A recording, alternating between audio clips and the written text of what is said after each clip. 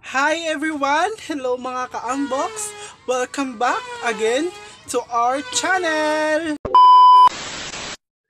So ayan guys, for today's video mga ka-unbox, sad to see po talaga kasi nagkalagnat po. Kahapon pa kasi nagkalagnat yung kapatid ko. Imbis na pagkatapos niyang magtumar ng paracetamol is naging okay na po siya mga ka-unbox. Naglaro-laro na nga siya kahapon, pero kaninang kinaumagahan, mainit naman siya talaga, naging mainit na talaga yung niya, katawan mga ka-unbox. Nandun po siya sa labas kasi doon daw niya gusto. Ayan po, nandun po siya sa labas. Mga ka-unbox, so natin yung kapatid ko. Sobrang ingay talaga ng cleaner mga ka-unbox. Hindi ako nakapag-vlog kasi hindi pa tapos yung natin kasi ang kumbaga napakaingay talaga ng cleaner mga ka-unbox, kaya hindi ako gaano makapag salita sa inyo. At saka kukunin po natin doon sa labas yung kapatid ko mga ka-unbox, dadalhin ko sa loob at saka bibihisan ko na lang po kasi sobrang mahangin po mga ka-unbox, baka po yung sa kanya, yung hangin na makapasok sa kanyang tiyan. Kaya na lang natin, ipapasok na lang natin sa loob mga ka-unbox, pero i-prepare na lang natin yung higaan para pag pagpunta na, ilagay na natin yung kapatid ko dito, mas comfortable at saka okay na din dito para mabantayan ko na din po So yan mga ka-unbox, dito na nga yung kapatid ko, kinuha ko na doon sa sa labas. Ayan po, grabe yung lagnat niya mga ka-unbox. Iwan ko, wala kasing temperature, iwan ko kung saan niya nakalagay. Ang init talaga niya. Wala pa naman dito si mama, hindi ko alam kung saan yung temperature, kung saan nakalagay mga ka-unbox. Kaya kahit din ni mama wala din, magano naman tayo, pupunasan na lang natin mga ka-unbox. Pupunasan na lang natin. Hindi ko talaga alam kapag ganun yung mangyayari, parang mataranta talaga tayo mga ka-unbox. So ano yung gagawin natin? Ay nako, parang kulba-kulbaan baya pud ka basta yung ang mga sitwasyon. Bibihisan na lang natin mga ka-unbox, i-change na lang natin yung suot niya. So yun mga ka-unbox, bibihisan ko muna yung kapatid ko kasi nga po para maano yung lagnat niya kasi ang init talaga mga ka-unbox.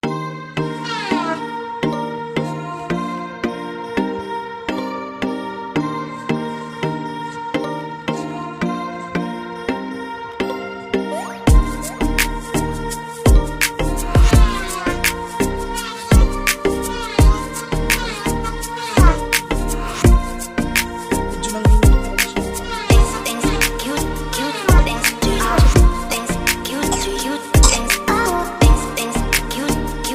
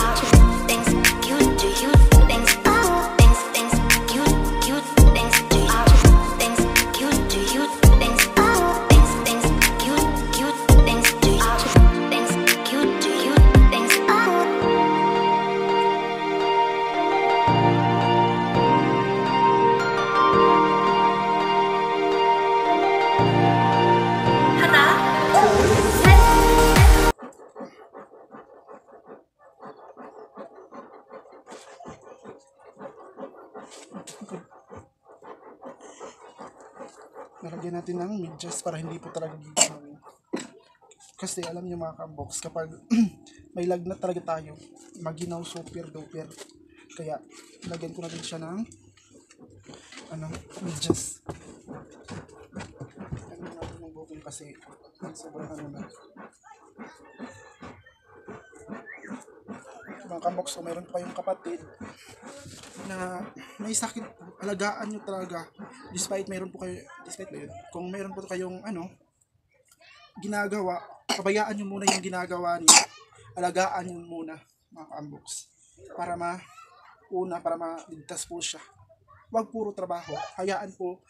Kasi yung trabaho, waiting naman yun mga ka-unbox. Dadating din yun. Kumbaga, yung trabaho, kahit anong oras magagawa mo.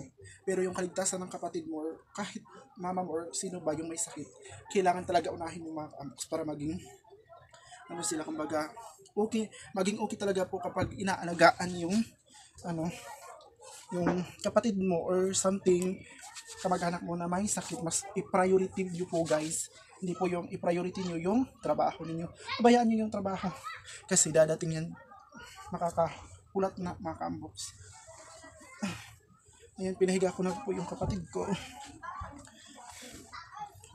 Alipat ko po kasi mga ka-unbox. Init na doon sa labas.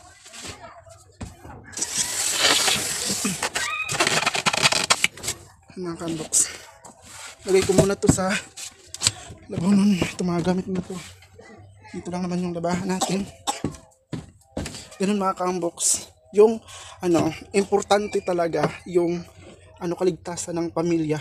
Huwag puro trabaho. Pag mayroon pong sakit yung ninyo, kapatid at saka yung lula or lolo nyo or something, part sa pamilya nyo, pabayaan nyo. O, hintam tubig. Bango na. Inuubo kasi siya mga ka-unbox. Inuubo siya, tapos yung lagnat niya, kumbaga grabe. Mga ka-unbox, ang init niya. Kahapon kasi, yung nagbili ako ng paracetamol, naging okay naman siya mga ka-unbox kasi pinatumar ko agad. Naging okay siya.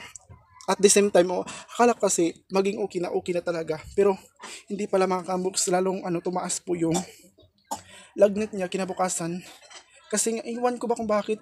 Pero ang alam ko kahapon, pinaligo pa naman siya ni mama, naging okay pa naman siya. Pero hanggang maghapon, parang luyagan iyang lawas. Dili siya dili kayo okay ang paminaw. Maong sigira siya higda tulog. Tapos pag higunit na ako gahapon, grabe na talaga yung init niya. Kasi sabi ko, mama, grabe ang init ni Tintin. Sabi ni mama, patumarin mo ng paracetamol. May paracetamol naman po kan mga ka-unbox. Kaya yun, pinainom ko sa kanya. Kaso, parang ngayon, naging okay siya. Pero ngayon, naging mainit naman po yung katawan niya. Hindi ko po yung mahanap yung temperature, yung panglagay sa kilikili. Iwan ko kung saan yung nakalagay. Hinanap ko na kasi kanina. Wala talaga mga ka-unbox kung saan yung nakalagay. At saka, dito muna ako kasi wala din si mama, walang makaalaga. So ako lang muna yung magbabantay sa kapatid ko mga ka-unbox. Kasi nga po, may lagnat. Ayun, nakatumar naman po siya kanina ng paracetamol kasi si mama doon po naglalaba. Tsaka yung ibang kapatid ko nagtulong na din. Kaya ako lang yung nandito sa bahay. Kaya mag-stay muna tayo dito sa alagaan muna natin. Mga ka-unbox, yun talaga yung the best. Pag may sakit yung part ng pamilya mo, aalagaan mo talaga. Huwag mong pababayaan mga ka-unbox.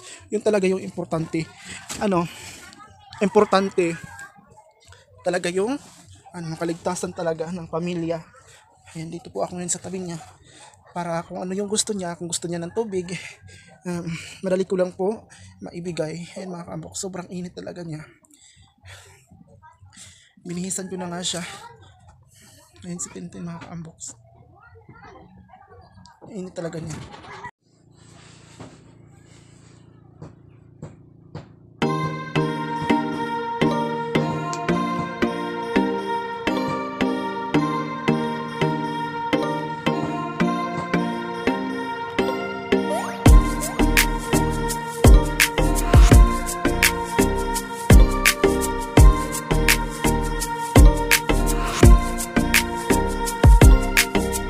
Things cute, things to you.